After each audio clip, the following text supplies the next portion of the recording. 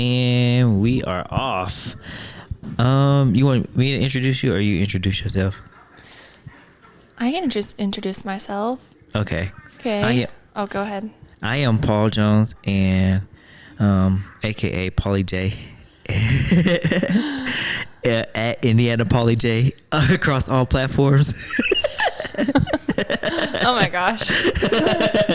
You see what type of time we on? What did I sign up for? Right. Okay, my name is Jocelyn. I live in Utah. Nothing much exciting other than that. Yeah. What else am I supposed to say? You could talk about school and Okay. your degree program and stuff. Okay. So I'm going to UVU in Orem. I am majoring in nursing, and hopefully I'm in the nursing program by spring of 2024 or fall of 2024.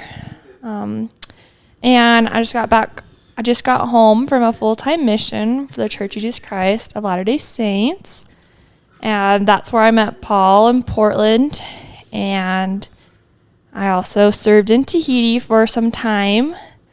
And that's about it. I feel like you somehow have kept up the Tahitian tan. You know what? I still have my tan line, but yeah. No, I have a major tan line still. I don't know when it's going to fade. It's a problem. It's a problem. I got to get my my shells. Oh, yeah, your kokiash? Yes. Yeah, I have it for Thanks. you. Because you forgot it last time. I know. I was off last time because last time I went out to eat with the Jamesons. Shout out to them. And I feel like our food was not all the way put together. Mm-hmm. So oh man, I don't know if I told you that. Did I? I don't know. I think you did. And that you just weren't feeling it was super well. all bad. I just felt dang, I didn't. Because if it's one thing that kind of frustrates me, it's not being able to be myself. You know how it is. Mm-hmm. When you're not 100%, oh, that's so frustrating. Being sick and stuff. That's lame. What made you choose nursing? Alrighty then. I chose nursing because I love helping people.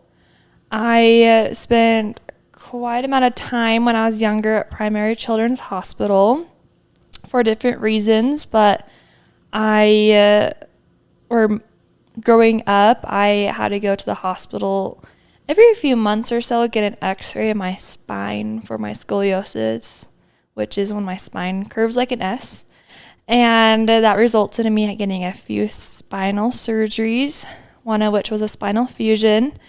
And that made me stay at the hospital for a few weeks or whatnot, recovering. And I really admired how the nurses took care of me and how they loved me and how patient they were, how they just wanted to see me get better.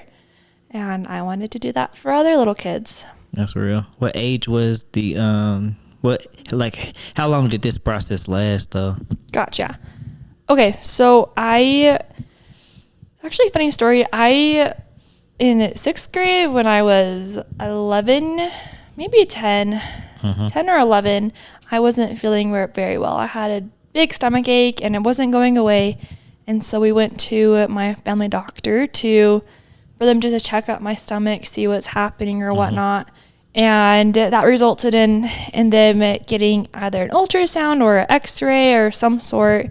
And the primary doctor noticed that my spine had a bit of a curve to it. And he said, that's normal. Most people have a curve to their spine. It's not totally straight. And he said not to worry about it. But my mom, she had a feeling that wasn't the case and that she needed me to see someone else and get their opinion on my spine, just because she knows that it runs in our family, scoliosis, and she didn't want me to have any problems in my future because of it. And so we went to, I believe, 3 or 4 other doctors that day to get x-rays of my spine. Each doctor said, yeah, your spine is a little worse than the previous doctor said. And until I finally made it to the head honcho, the guy who actually invented the spinal fusion. No way. Yeah. I was about to joke around. No, seriously, he actually invented the nuts. spinal fusion. And we saw him at that same day, which is a big miracle of itself, because that man's booked out years and years. Dang. People fly from everywhere in the world to see him, and he's actually located in Salt Lake. And I got an x-ray from him. He said, yes, your spine does have some severe curving to it, and so he put me on a back brace.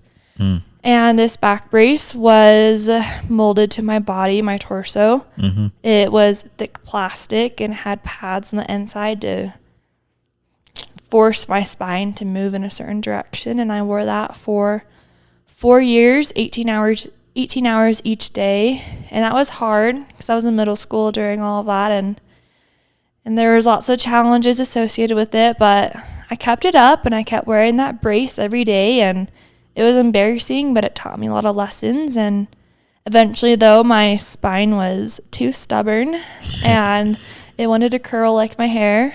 And so, Bars. Seriously. And so I ended up having to get a spinal fusion when I was 15.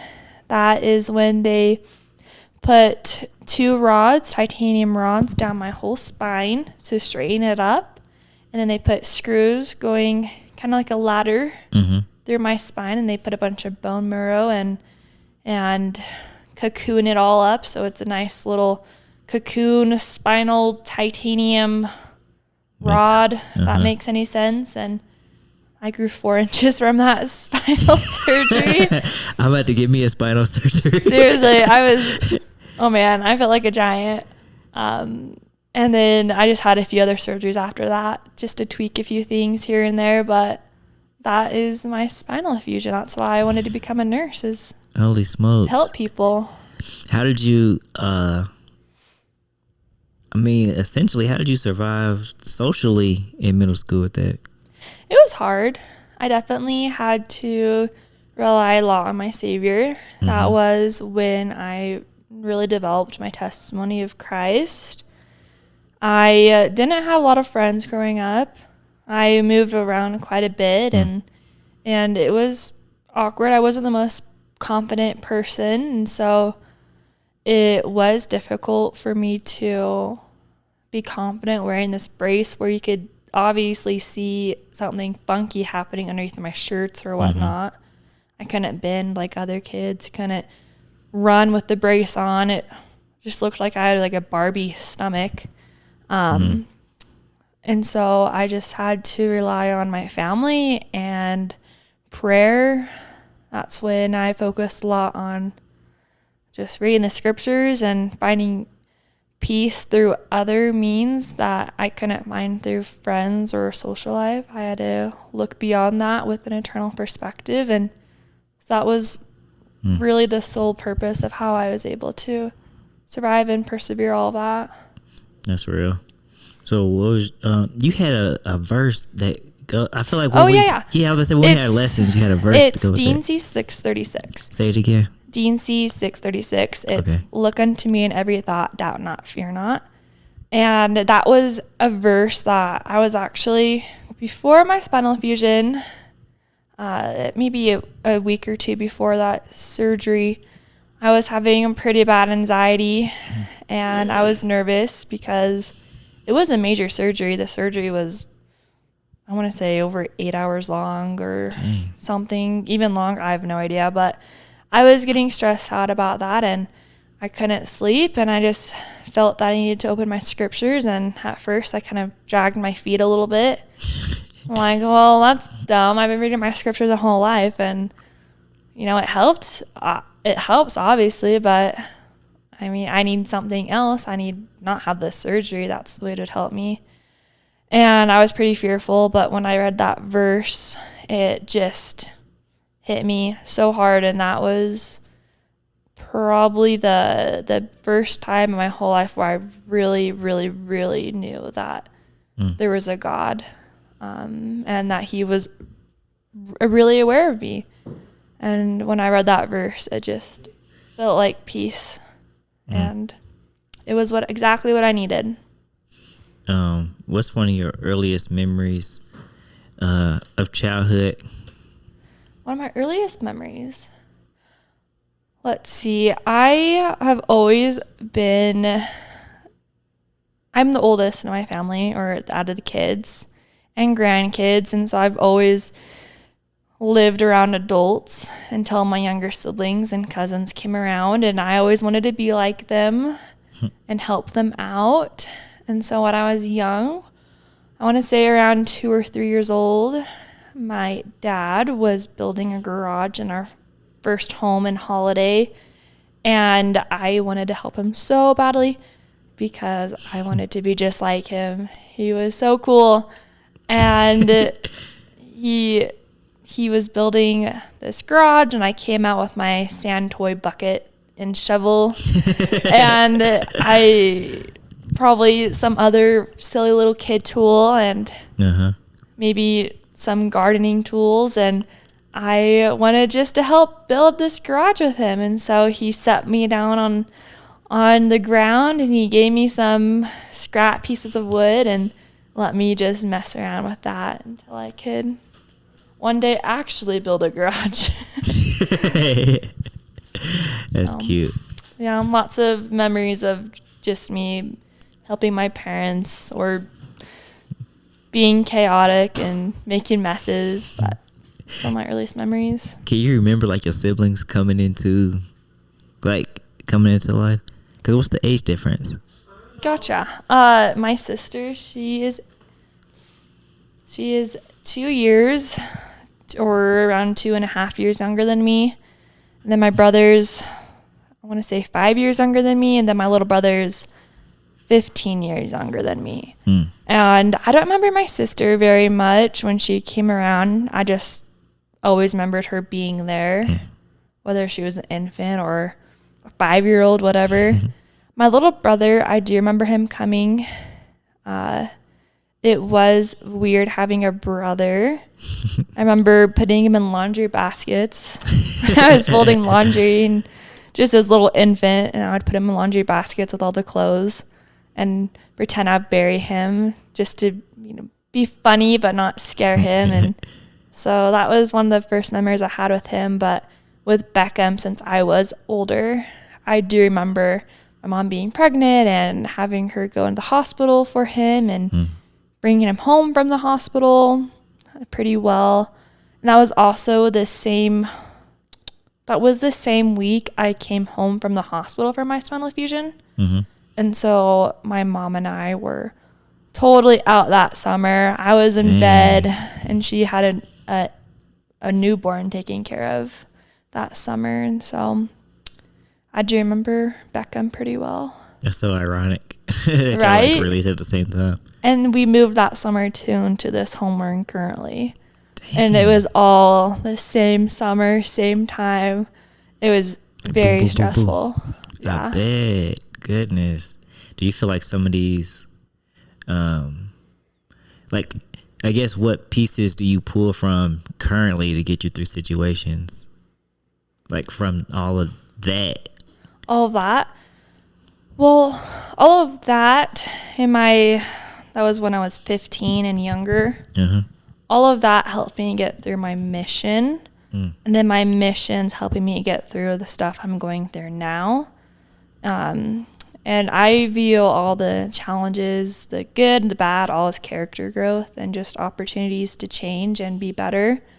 And so I view those stages as stepping stones for the next challenge and the challenge after that. And if I know I could get through the previous challenges, I can get through this one. And that helps me stay motivated and know that I will get through it. That's real. I guess for like anybody that's kind of, for anybody that's outside of the faith and outside of the church, can you go and explain like a simple definition of a mission and what it means to the church and the significance of them and some of your experiences? Yeah. So missions, it's for the Church of Jesus Christ of Latter-day Saints. There's 2 missions you could do. You could do a proselyting mission where you go out and you teach people about Christ and you go into their home country, their home state, or there's another mission where you stay at home or around home where you are currently and you serve people. Missions last for females 18 months and then for males 24 months. But there's also missions for those who are married and older. They can serve 3-year missions or however long they choose. But my mission was a proselyting mission. It was 18 months. And I was able to go to Portland, Oregon in French Polynesia. And I taught people about the Savior, about God's commandments, and about the gospel of Jesus Christ, as well as be able to serve people and let them know that they're a child of God. And that was every day for those 18 months. That's awesome. Oh, in the age, boys or males can go, yes. Females can go. Girls, the age they can go on their mission is 19, and for boys it's 18. Okay. So, I didn't really know it was possible, but I've seen like a few missionaries go home. Since I've been having different missionaries and stuff, it's kind of interesting to see when that does happen. So, what was one of the times where you felt like, man, I can't do this, I'm ready to go home? That was probably the first day of my mission. Normally, missionaries, they go to a place called the MTC. It's a missionary training center. And there's around 10 or 12 throughout the world that missionaries go to in person to train how to be missionary for a few weeks or a month or two, depending on if they have to learning languages or what their mission is. And my MTC was over Zoom online because of COVID. This was 2021, early 2021. And that was tricky because I just did school online before then. And my senior year of high school was cut short and moved on to online. And so I was getting very, very Zoom burned out from online. And I had a testimony, or I have a testimony of the gospel, but as a new missionary, you're surrounded by people who know the scriptures just as well as you do, or a little more, or a little less. And I compared myself a lot to the other missionaries at first because I felt like they knew way more about certain scripture stories, or they had scriptures memorized, or they had this experience or this experience. And so that first day, I was pretty overwhelmed and was just thinking, what did I get myself into? I'm not smart enough to do this. But it just comes and goes, and you keep persevering. How many transfers did you end up having? Like 3? Or So transfers are every 6 weeks. Okay. And then a transfer is like sometimes you can leave or sometimes your partner leaves? Yeah. So missions are divided into transfers because missionaries, we have companions, someone that we're with full time every second of the day, 24/7. And to keep people's sanity and or checked, they our mission president, the man who is in charge of that certain area for all those missionaries, he chooses who should be companions. So a sister and a sister, and an elder and an elder. And every transfer, every 6 weeks, you have the chance to either get a new companion, or you have a chance to move to another area in the mission. So for example, in Portland, I was in the Portland area, the Beaverton area, the Mount Hood area, and so forth. And so that's what a transfer is, and it's all inspired by God. So it's all inspired, all meant to be. But on my mission, I was in a lot of different areas and had lots of different companions. I don't know the exact amount of transfers I was through, but I do know I had around 15 different companions, and I was in, about 9 different areas. Some of my companions I had twice in different times, but yeah, I moved around quite a bit in those 18 months. For real. When I see your page, it's always like somebody new. I'm like, dang, I ain't know this person. They be like, thank you for your mission. I love you. So it's always funny like to see people like tag you and stuff. But they generally all have that same like, what's what I'm looking for? Like the same, I don't know, for layman's terms, like the same review about you, you know, like supportive, kind of like a soundboard and stuff like that. I hate to leave like, okay, I'm gonna leave missionary work, but I do want to say one thing. I found out that when your companion gets in trouble, like with driving, you have to go to those classes with them. It's true, because you're with your companion at all times. You drive with them. You have an assigned driver in each companionship. And so if your companion gets a speeding ticket, you're going to be in that class with your companion, whether you want to or not. And so you're very much always with your companion. I think that is so funny. That's true. They got the cameras in there now. In the cars now. We used to have something called Tiwi, where it was a little computer that would just tell you to slow down if you're going 6 miles above the speed limit, or if you're doing anything, she'll just yell at you. But cameras, that's legit though. Man, I'm glad I'm not part of that anymore. I know, right? I was like, dang, I get it, but it still feel invasive. Yeah, but when you have a bunch of teenage 18-year-old boys and 19-year-old girls, that's true. It's good to have cameras, especially if it's a nice vehicle that they don't own. But yeah, definitely the sacrifice for the Lord. I love those cars. Dang, what's I about to say? Oh, or doubling back on where I was about to go. How would you like describe yourself as far as a friend, a daughter, a college student? Gotcha. I am a daughter of God. That's the first thing. Child of God. I am a daughter. I am also a sister. I am a granddaughter, which family is important to me. So all of those names are important to me. And I'm also a peacemaker.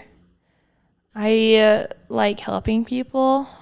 And so I will love them and serve them. But I'm also a little bit of a smart aleck. So I'm a teaser for sure. But I don't know. What else? What's your favorite role out of those? Out of those? Man. Let's see. I really like being a sister. That's real.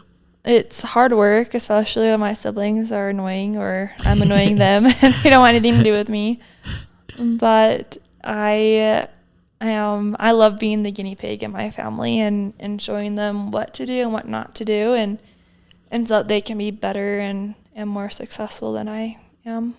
I remember one of our lessons you were saying, kind of echoing those same sentiments, because we had talked about being a pioneer, and you were just like, well, I kind of can relate because being the first child or being the oldest, having to take those leaps of faith sometimes, or like walks into the unknown. For sure.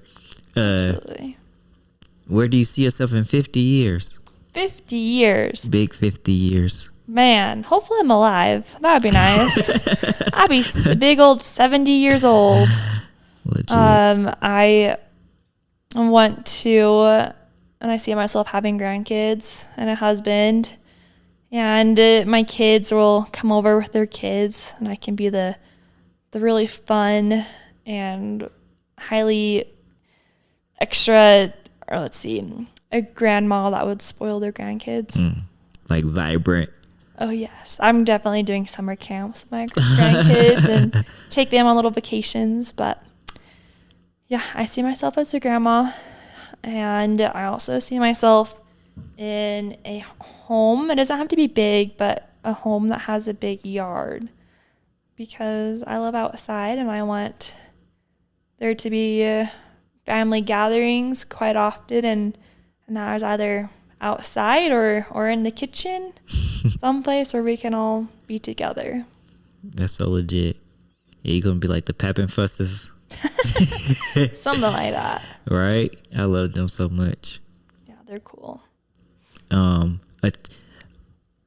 will go with 3 pillars in your life that you depend on, or that you can say gave you that extra like push when you needed it. 3 pillars, like people or experiences? My bad. Oh, I didn't think about experiences. Let's do people and then experiences, if that's fine with you. Yeah, so people first? Yeah. Or a mix? Whatever you want to do. Man. You can go back to back to back. Okay, let's see. Definitely my mom. She definitely has gotten me through a lot of stuff just because she's very supportive and is a good listener, and she'll take care of me. So if I ever have a question or a concern, she'll help me. So my mom, definitely the savior, being able to, That's a good one. Yeah, being able to rely on him and ask for help through prayer or through his sacrifice, his atonement. But so my mom, the savior, and let's see, and probably my cats.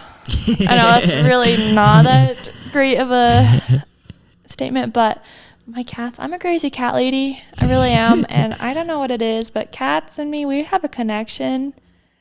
I can go up to any cat on the road and they'll just come up to me and we'll just talk and cuddle.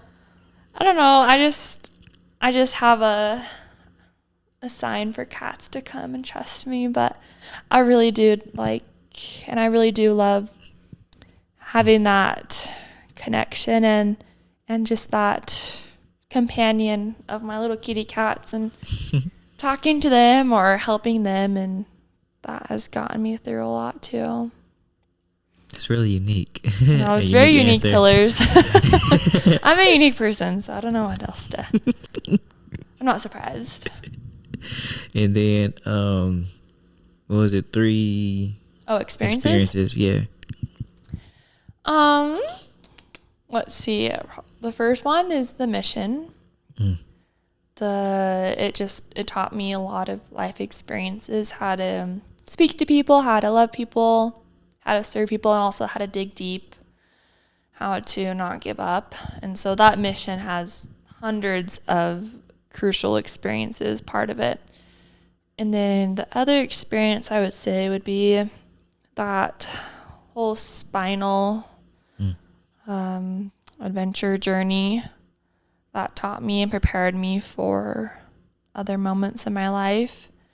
And then the final experience would be, let's see, it would probably be helping my parents build their homes or helping my dad build things, just because that taught me how to problem solve without having a clear answer. Because when you build, there's measurements or whatnot, but a lot of times you have to adjust or adapt to whatever you're building or constructing. And I really enjoyed doing those tasks with my dad, and those experiences taught me how to, I guess, solve my own problems. So those are my 3 pillar experiences. What advice would you give? I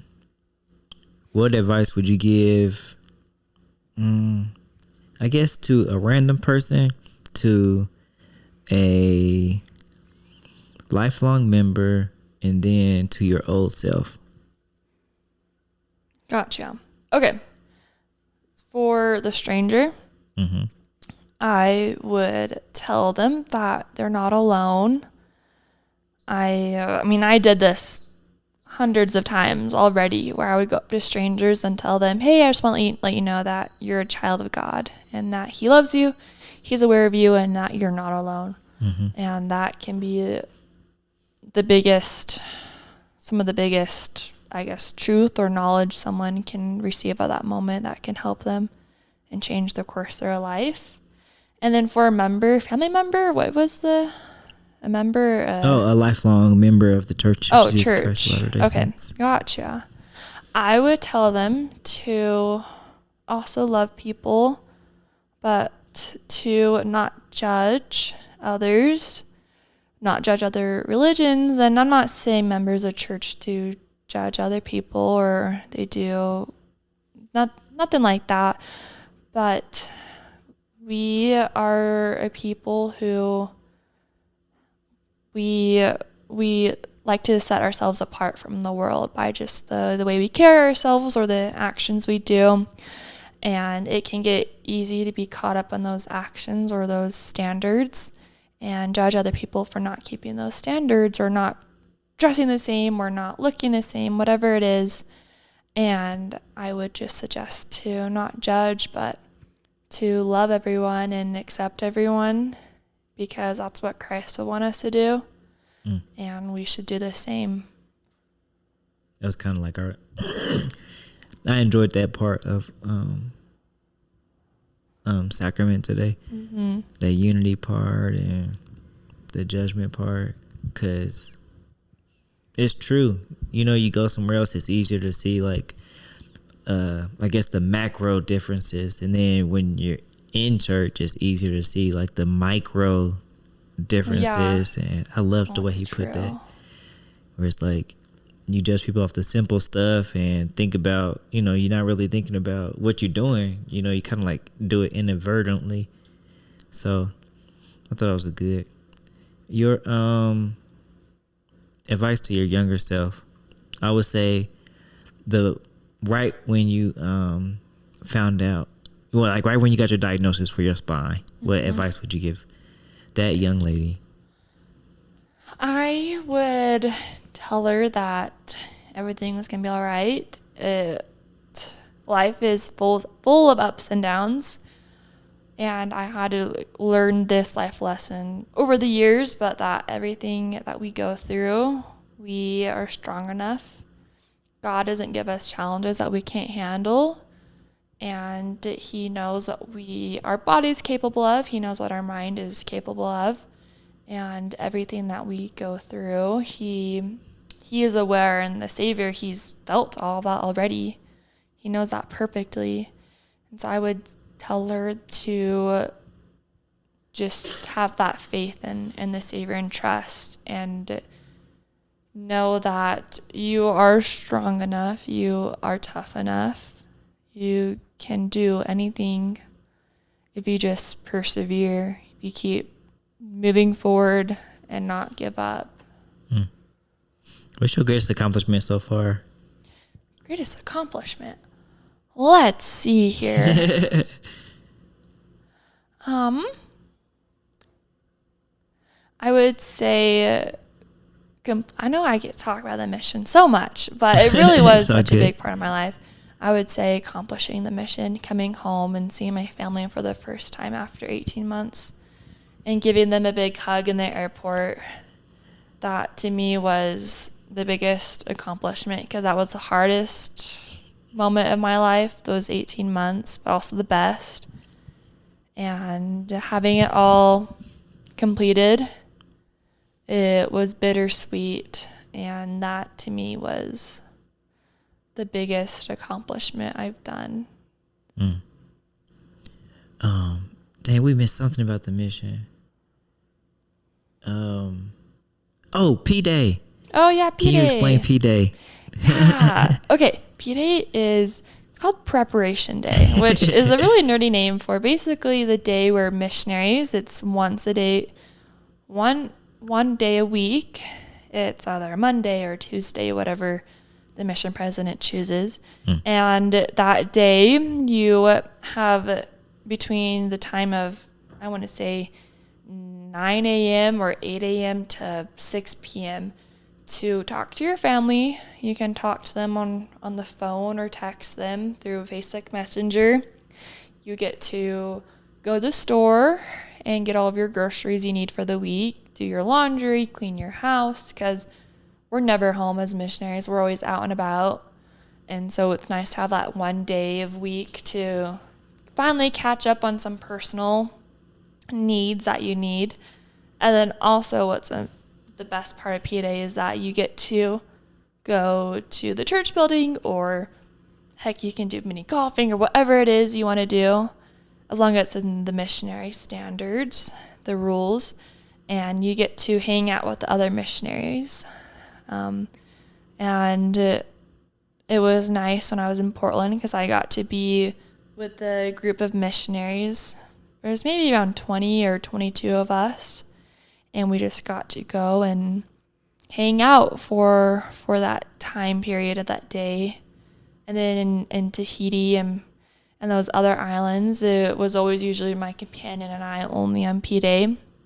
And it was nice on those P Days to be able to have a chance to sit on the beach and look out and just relax and unwind for the upcoming week.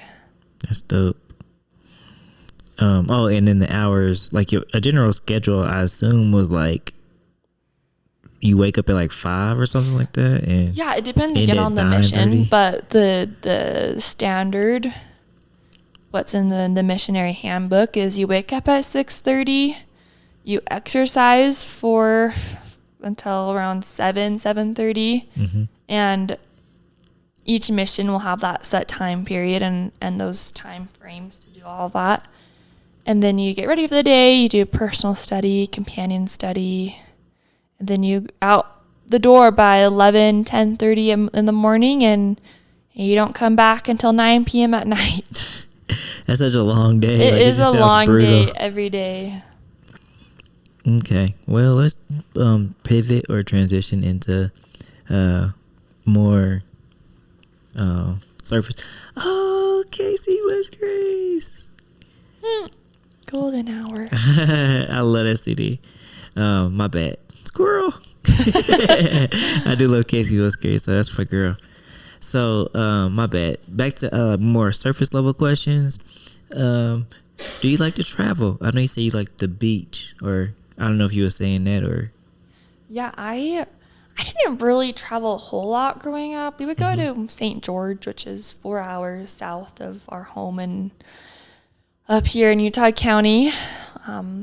And we have a house down there, and so we would always go there quite often. But that was really the only traveling I did growing up.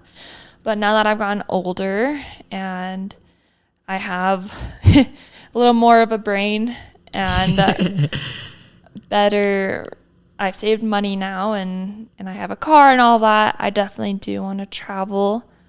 I don't necessarily care where, as long as I get to see another people, another culture, another state, whatever it is, and just have that adventure.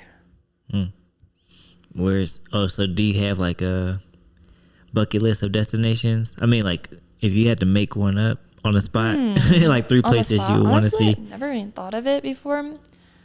I would want to go to Europe one day. For sure. And do all the fancy skiing resorts down there. You go squeeze skiing there. Yeah, and that would be really cool. So I definitely want to do that. And then I want to one day go back to, whether it be Tahiti, French Polynesia, or Hawaii, something like that. Oh, that scared me. My dad. With just to be able to see the Polynesian culture again. I have one section that I usually do with people, and it's like rapid fire. Okay. And it sounds more intense than it really is. It's basically random questions. So there is no like, I guess it's rapidity a word. It don't really have to be like rapid answer, but it's just rapid in the sense of random questions. Okay, let me get my list. Your oldest pair of shoes that you own. Oh gosh. Dad, that's what you He said hiking boots. Probably my ski boots. Oh, okay. I've had my ski boots for about 10 years. What emoji do you use the most? The emoji that is smiling with the rosy cheeks. I like blushy kind of. Yeah, the blushy one. Because I think it's cute. If you could own any vehicle, what would it be? A truck. I would love trucks. You got a specific kind? No, not really. It'd be nice if it was a Chevy, just because that's what I've always known. Mm-hmm. But something that is just has a bed, like the bed of the truck, and 4-wheel drive, and then that's all I need. That's real. I'll be looking at the ones with like the mini back seat, you know? Oh yeah. No, that would be nice if I had a cab part of it. But Yeah, and the bed covers are nice, but sometimes I feel like they obstruct no, it's true. the ability to utilize your truck. No, you know? it's true. Depending on where you live, it'd be nice. But I just would like a truck in general, whatever that is. I'll take it. Have you seen the ones that are like they modify the back of the truck with the cover and they put like the house and stuff in there for camping? That's so cheating. Stuff is so funny. Okay, back to the questions. Would you rather? I feel like I know this answer. Would you rather be able to speak every language or talk to animals? Talk to animals. Heck yeah. I feel like that with that cat answer. That'd be so cool. Then you could speak all the languages. You can understand all the meows and the ruffs. So really, you're wiser choosing that one. That's true. There's more animal species than there are languages. Probably. I'm sure. That has to be. There definitely is. Man. Okay. What was your favorite toy as a kid? I had let's see. Well, first of all, I really loved playing Barbies in littlest pet shops. Just little girl toys. But my overall favorite was these 2 stuffed animals. One was a little stuffed animal cat, teeny tiny. Her name was Baby Kitty. I lost her somehow, some way when we moved in one of our old homes. But this other stuffed animal I had is one of those stuffed animals that had the really big eyes that look really cute with the big eyes. And there's sometimes they have little hoops on the top of it to attach to bags, or sometimes there's bigger ones. Yeah, I don't know what they're called, but it had. I know what you're talking about though. Yeah, I had a little pig one that was teeny tiny, and his name was Bacon. And Bacon went with me everywhere. Who is your favorite celebrity? Ooh. Okay, I don't really care much for celebrities, just because I'm so out of it. But I don't know. Really, the only celebrity that comes to mind is Taylor Swift, just because I'm going to her concert. I'm sure if I had a list of celebrities, I could say, yeah, I like that one. But no, I don't really care for celebrities. I think they're just all human. And that's real. Yeah. What is the most random fact you know? Random fact I know? What the heck? I know so many, but at the same time, I don't even know what's come to mind. Man, is there a category? Help me narrow it down. Okay. Let's do history. History? Mm-hmm. Okay. In Eureka, Utah, it's a teeny tiny little town, farmer's town in Utah, middle of nowhere. Hardly anyone lives there. Amelia Earhart once crashed her plane in Eureka, Utah, or landed her plane in Eureka, Utah. And that was a really random fact that I thought when someone told me that they were crazy, but it's actually legit, which is really funny because that's probably the only thing Eureka will ever be known for. So, you went down there? You're like, I feel like they would have like, you know, a whole memorial. A little sign and memorial. Yeah. Yeah, no, seriously. Yeah, no, I know random facts, but sometimes it doesn't come to my mind until the exact moment. Yeah. I forgot the word for that, where it's like in the moment it's hard to remember. Totally.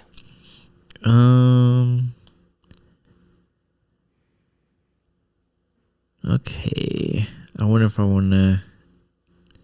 All right. What is one food you can never, like, you don't like to eat? I don't like to eat. Mm-hmm. Oh, gosh. Let's see.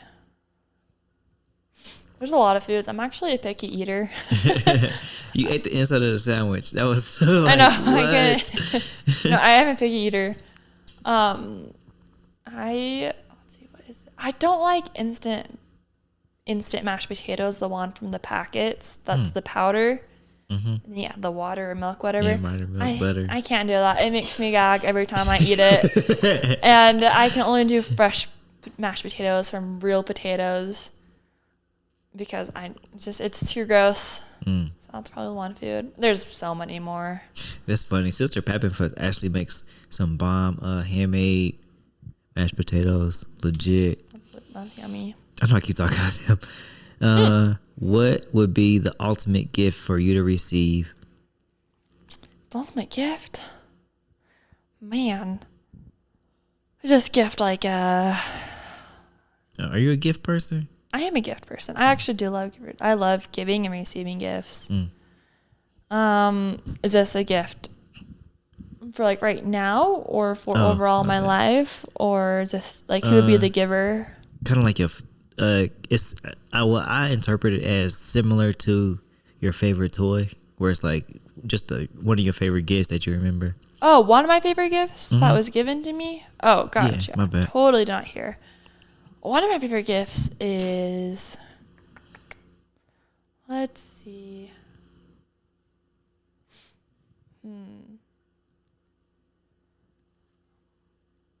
Man, I don't know.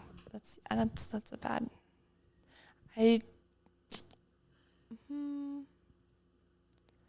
Well, recently, my parents got me a car, which was one of the nicest, most expensive gifts I've ever received in my entire life and will ever receive in my entire life.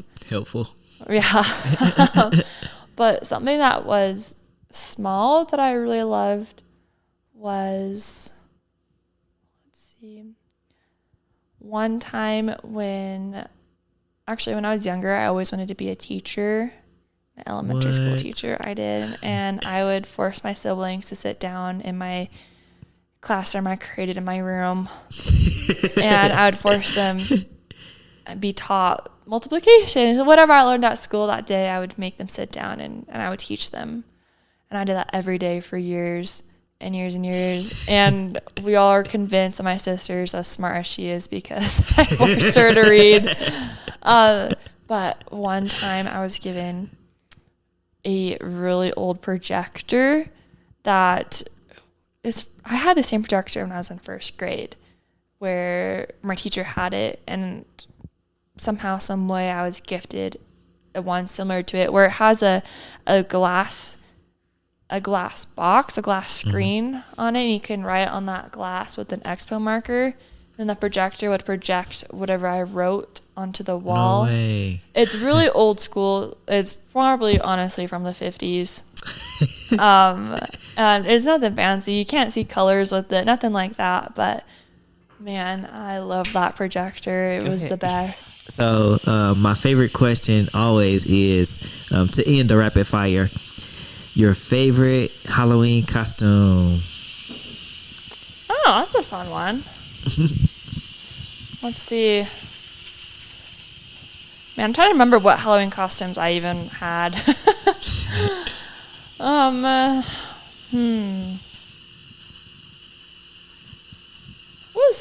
Let's see. What? She said a witch or a scout. What are some of the ones I have been? A soldier last year. Oh, yeah, I was a soldier. A nerd. Oh, I liked being a nerd. That one was fun because I got to wear suspenders. Weren't you an old cat lady? I've been, yeah, but when I was a nerd, my hair is really curly and really big. And when I was a nerd for Halloween, I got to put my hair in really high pigtails. And I've never had such big pigtails in my life than at that moment, and it was awesome. I felt like my hair seriously went like 3 feet, maybe 3 feet wider, and that was fun. I guess or not all the way wrap, but one of the questions in closing, or not questions, but just statements, I guess, would be some advice you would give your future self. Well, I definitely think about my future self quite a bit with school and work.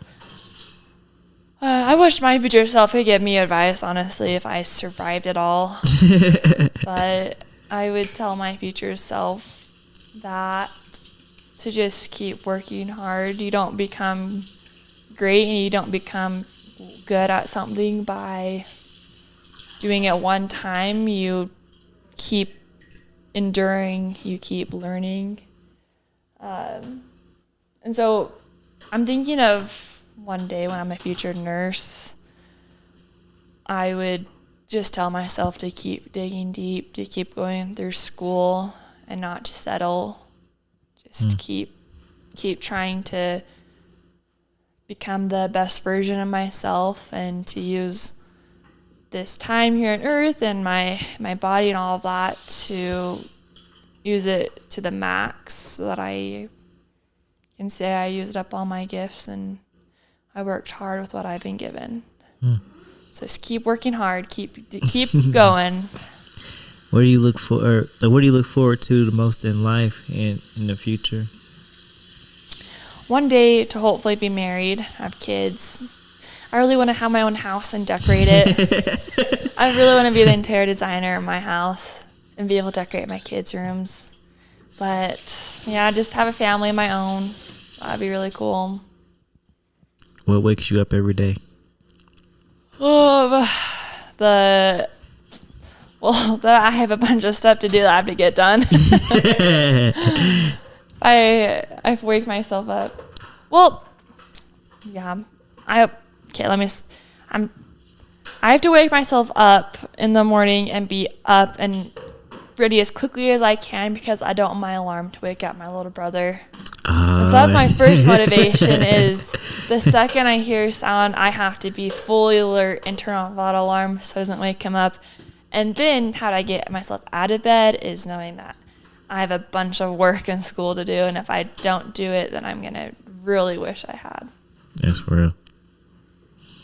Well, I didn't have much else. I feel like I definitely want to increase my interviewing and then double back and interview again eventually. Totally. I have to come back and revisit some of the stuff you said. You know what I mean? Like if I can hear it back, I'm like, okay, I didn't get this. That's how it is. Best of luck.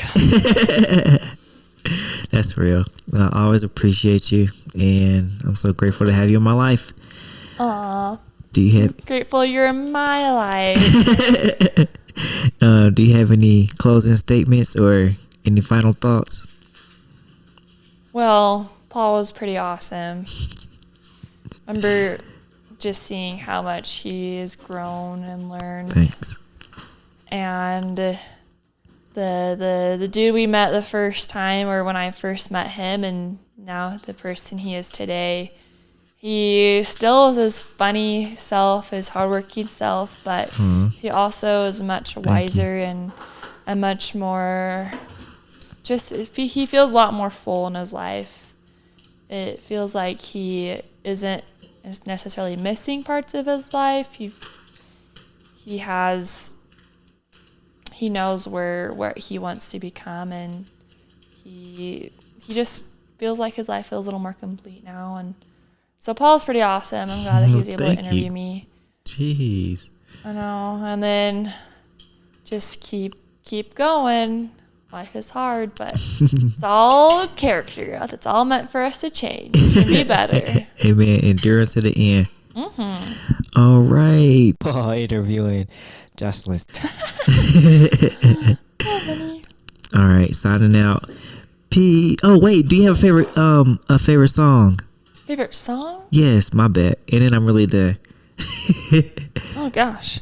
My favorite song changes every day. Because whatever I heard last, I'm like, that's my favorite song now. But it's called His Daughter by Molly Kate. That one's always going to be my favorite. His Daughter by Molly Kate. Well, that's because I don't... Never mind. You know what? What? It's a private song. Oh, okay. It has sentimental value. Thank you so much, Paul. No problem. Thank you. And we are signing out.